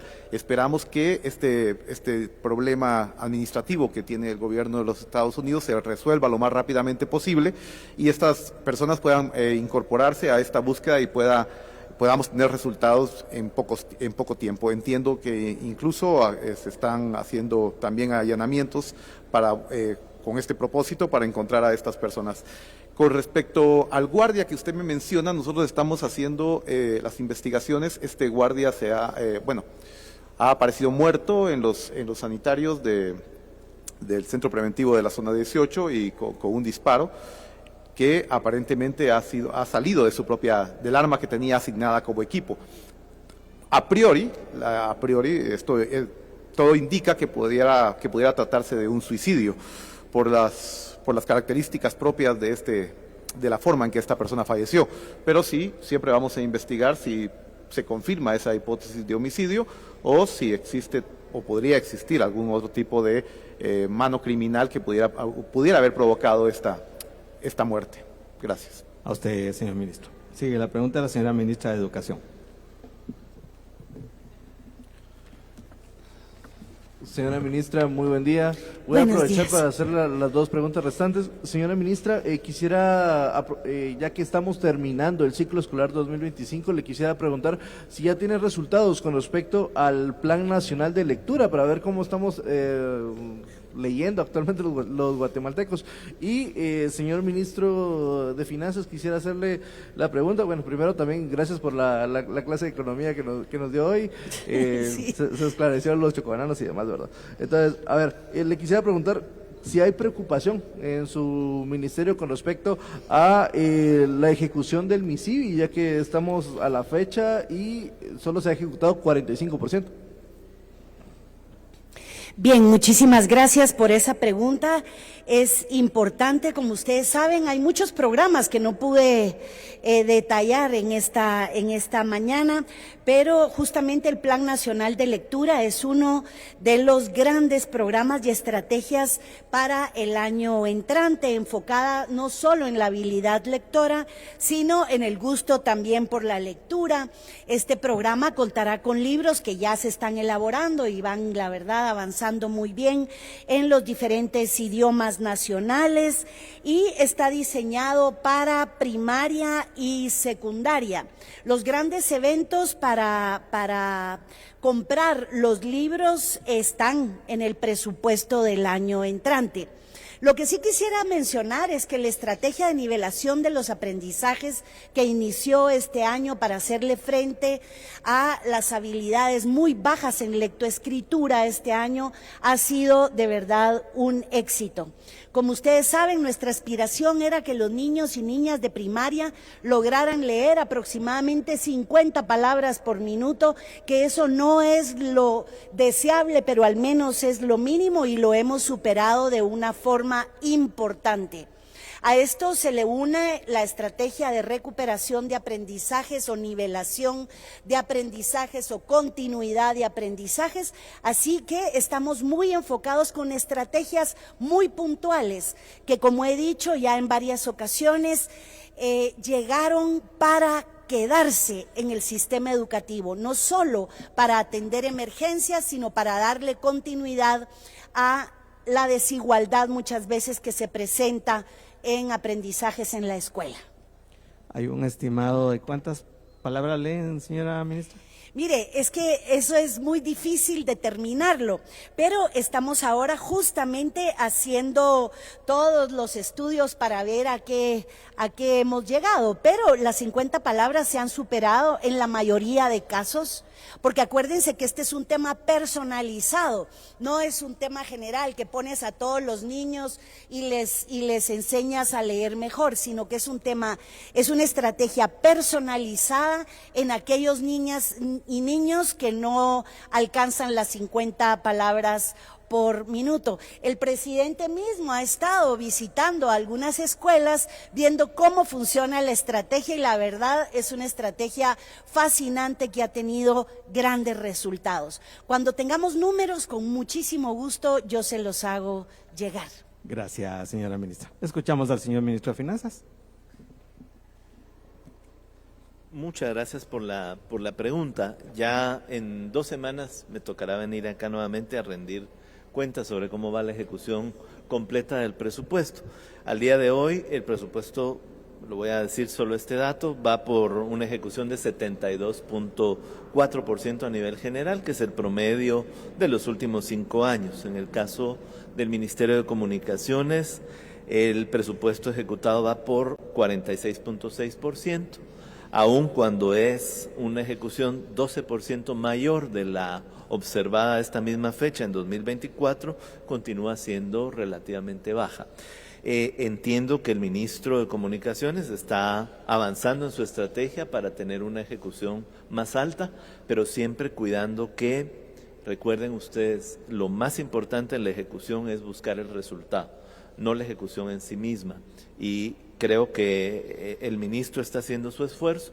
Veremos una mejora en la ejecución en las próximas semanas y a nivel general seguimos manteniendo la idea de que la ejecución general del presupuesto va a estar en torno al 92 al 94% del total, basado en la búsqueda de resultados. Gracias, señor ministro. Continuamos con la periodista Leslie Sánchez.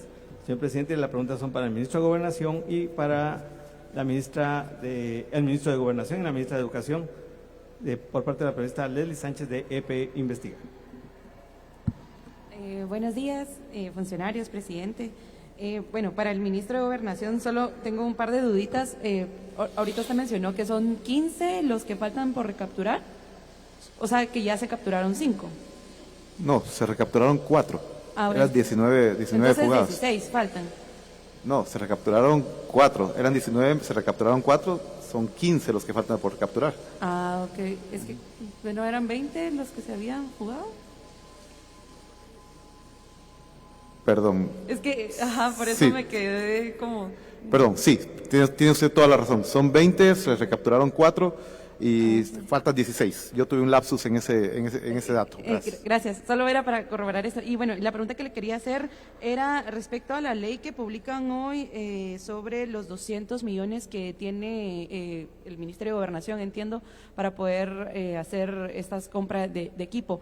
Aquí hablan sobre que se pueden hacer, o sea, se va de alguna forma, no tienen como que hacer las licitaciones que todos sabemos que son bastante tiempo, o sea, pueden durar muchos meses, y sino que va a ser a través de, puede ser como de gobierno a gobierno. O sea, ¿qué mecanismo van a utilizar si ya lo tienen? Porque la ley especifica que tiene que ser dentro del lapso de los 6 meses después de su vigencia. ¿Y qué equipo van a comprar? O si ya tienen definido qué es lo que necesitan para hacer la inversión de esos 200 millones. Esa es mi pregunta. Gracias. Bueno, yo llevo apenas 2 semanas en el cargo. Entenderá que yo tengo que sentarme a hablar con las autoridades del primer viceministerio de Seguridad, la policía y el sistema penitenciario para hacer un análisis de cuál es el equipo exacto que necesitamos, porque aparte, acuérdese también que tenemos que construir nuevas cárceles, dotarlas de equipo. Y bueno, construir una cárcel no es solo levantar paredes, es dotarla de todo aquel equipo tecnológico que nos permita mantener el control de los privados de libertad. Precisamente yo tengo también que reunirme a hablar con el presidente, porque este es un tema que se tiene que tratar de gobierno a gobierno para poder adquirir este equipo, este armamento que necesitamos para hacerle frente a estos grupos de delincuencia organizada. Eso tiene muchas ventajas porque, número uno, muchas veces nos permite tratar o comprar directamente a un menor costo, hacer ese tipo de negociación para poder adquirir esto a un menor costo y también, usted lo acaba de mencionar correctamente, superar todos esos procesos de licitación que muchas veces se vuelven engorrosos, muchas veces se cuestionan los trámites que se dan a lo interno de las juntas de licitación, muchas veces se impugnan las adjudicaciones y las impugnaciones se declaran con lugar y todo vuelve otra vez a su estado inicial. O sea, esto muchas veces genera mucho problema. El hacerlo de gobierno a gobierno, a mi parecer, nos ahorra costos, nos evita de alguna manera que personas puedan estar involucradas en actos de corrupción en los procesos de adquisición dentro de de adjudicación, dentro de las licitaciones, y creo que además esto lo podemos adquirir de una manera mucho más rápida. Lo que sí es cierto es lo que usted ha mencionado, el artículo 15 de la ley antipandillas manifiesta de que esto tiene un lapso de 6 meses dentro del cual se tienen que ejecutar aproximadamente 200 millones de quetzales. Gracias. A usted, señor ministro. Hay una repregunta brevísima, señor ministro. que aprovechando, no sé si tal vez eso lo sabe usted o el ministro de Finanzas, esos 200 millones ya los tienen, o sea, ¿es porque tiene que ser este año o el otro año necesitan de la aprobación del presupuesto o tienen que hacer alguna readecuación? Porque, pues, como estamos ya por cerrar también el 2020. Sí, gracias. La ley de lo que habla es que esos 200 millones se tienen que ejecutar en el lapso de 6 meses a partir de que la ley entra en vigencia, que fue hoy que se publicó esta ley. Lo demás sí se lo puedo dejar al experto en finanzas, que ya les puede explicar a usted cómo se hace esa readecuación, pero lo que nos dice la ley hoy por hoy es que son 200 millones que se tienen que ejecutar a partir de la entrada en vigencia de la ley, que es el día de hoy, y que pues... ¿Qué puede ser con este presupuesto o con el del próximo año? El ministro me dice que esto puede ser con este presupuesto o con el presupuesto del próximo año, pero los dejo en la palabra de él. Claro. Gracias. La siguiente pregunta a la señora ministra de Educación. Ministra, buenos días. Buenos días. El avión. Se las voy a hacer rapidito, así yo sé que... Okay. Son dos temas que usted misma mencionó, digamos, en su presentación. La negociación del pacto colectivo, están por cumplirse prácticamente 2 años de gobierno y pues quiero saber en qué artículos se encuentran en este momento o cuántos faltan por negociar y desde hace cuánto. Si no se ha avanzado en esa negociación, o sea, el gobierno va a firmar el pacto colectivo con el STEC y siempre sobre ese tema, finalmente, cuántos docentes fueron destituidos o si es que se llegó a la destitución de los docentes que participaron en la huelga o si no se destituyó a ninguno. Por favor. Y el otro tema, si quiere, se lo hago de una vez. De una. Ok, gracias. Usted habla sobre estos 500 nuevos institutos. También la pregunta es en cuanto al presupuesto. ¿Van a depender del presupuesto 2026 para hacerlo o, digamos, sí tendrían que hacer una reeducación? ¿Tienen los recursos para hacer estos 500 institutos y cuánto sería el total que se estaría invirtiendo en esa construcción? Bueno, muchas gracias por las preguntas importantes. Primero, decirles que la mesa de negociación de pacto colectivo continúa abierta. Hay artículos en discusión que tocan temas sensibles de rectoría y de uso de fondos públicos. Por el carácter de confidencialidad de este pacto colectivo al que nosotros nos hemos opuesto sistemáticamente, pero que respetuosos de la ley, pues respetamos. Lo único que puedo decirle es que estamos comprometidos con las condiciones laborales dignas para el magisterio, pero que no vamos a firmar cláusulas ilegales ni privilegios que lesionen el derecho a la educación. En cuanto a la creación de los nuevos institutos, contarles que ya nosotros hemos creado los institutos. Eso quiere decir, tenemos ya los códigos de más de 500 institutos, la verdad distribuidos la mayoría en área rural, en donde nunca había llegado la educación secundaria. Ahora se están creando las plazas en el Ministerio de Finanzas y nosotros esperamos, porque esto está dentro del presupuesto 2026, pero esperamos que este presupuesto se apruebe y poder responderle a los jóvenes de la mejor manera. Como hemos dicho, esto es histórico, miren, es que es un tema serio. Porque lo que encontramos es que los niños salen de sexto primaria y no pueden continuar porque no hay posibilidades cerca. Y ahora la educación está llegando con esta gran posibilidad de más de 500 centros. Esperamos contar con el presupuesto y si no, haremos todos los esfuerzos aquí a través de finanzas para lograr contar con los fondos. Señora ministra, preguntan si hubo alguna destitución de los maestros que estuvieron en huelga. Perdón, sí. No, están en proceso 100 destituciones. Como ustedes saben, esos son procesos muy respetuosos de la ley y más de 3,000 sanciones que yo creo que las hemos informado en varias ocasiones. Son más de 3,000 sanciones con suspensión sin goce de salario y más de 100 destituciones en proceso. Así que, respetuosos de la ley, estamos siguiendo todos los procesos como debe de ser. Gracias, señora ministra. Señor presidente, privilegiando su agenda, La pregunta para su persona es por parte de la periodista Paula Carranza de Guatevisión. Por favor. Buenos días, presidente. Una pregunta relacionada a las declaraciones que dio sobre que se disminuyó el tema de homicidios. No sé si nos podría compartir los datos comparativos, ya que en octubre aproximadamente se encontraron 20 cuerpos en diferentes puntos del país envueltos en nylon, para conocer un poco el tema. Se le voy a pedir al ministro de Gobernación que nos dé los datos, por favor. Gracias.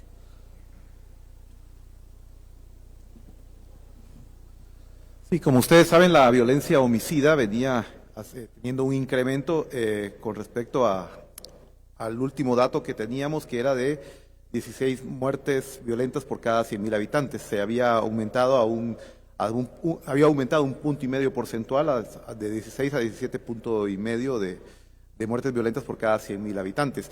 Esta tendencia a la alza se paró, digamos, en septiembre y se mantuvo estable en octubre. Estamos pensando que, o nuestra perspectiva y nuestro propósito es que para fin de año por lo menos logremos llegar nuevamente a esa estadística de 16 muertes violentas por cada 100.000 habitantes, para que luego, el próximo año, empecemos a tener una tendencia hacia la baja que nos lleve a menos de 14 personas fallecidas de manera violenta por cada 100.000 habitantes. Usted tiene razón, el día que yo tomé posesión aparecieron estas personas bajo un puente. Entendemos que es parte de una lucha entre pandillas por el control del territorio y para controlar el tema del narcomenudeo, que ya estamos investigando también y que ya tenemos ciertas pistas para dar con los responsables de estos asesinatos. Aún con ese incremento que usted acaba de mencionar, pues se mantuvo la cifra dentro de lo, digamos, dentro de lo que venía ya siendo una estabilización de esa tendencia a la alza en cuanto a las muertes violentas. Ya le digo, en noviembre hemos tenido varios días que, comparados con el año 2024, hemos tenido una baja significativa en las muertes violentas y queremos seguir con esa tendencia. Claro, necesitamos obviamente muchos recursos, necesitamos más policías, pero sobre todo es importante mencionar, nada de lo que hagamos en la calle puede lograr el propósito si nosotros no controlamos los centros penitenciarios, que esa es una prioridad actual. En esa virtud necesitamos hacer una reestructuración muy profunda del sistema penitenciario, porque usted sabe que desde ahí se siguen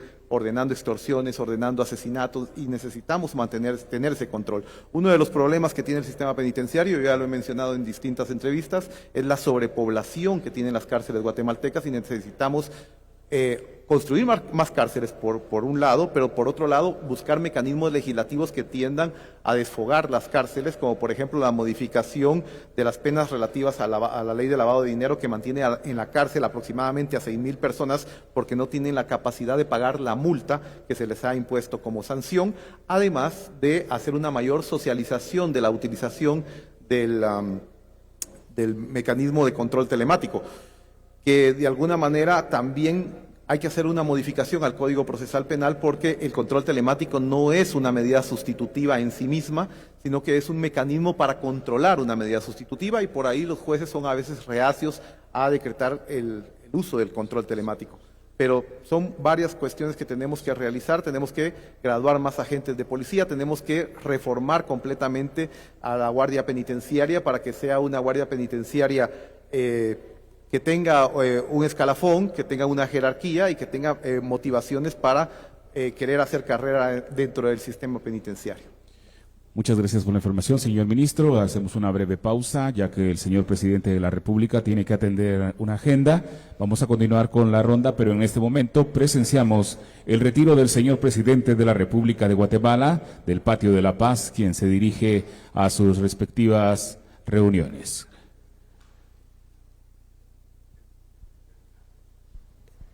Reiteramos que se concluye la ronda. De esta manera damos por concluida la ronda. También agradecemos la presencia de los distinguidos ministros, amigos de los medios de comunicación. Gracias por su presencia. Continuamos con nuestra programación regular a través de Guatemala TV, a quienes agradecemos su sintonía esta mañana. Estimados amigos, gracias, les deseamos a ustedes un feliz día.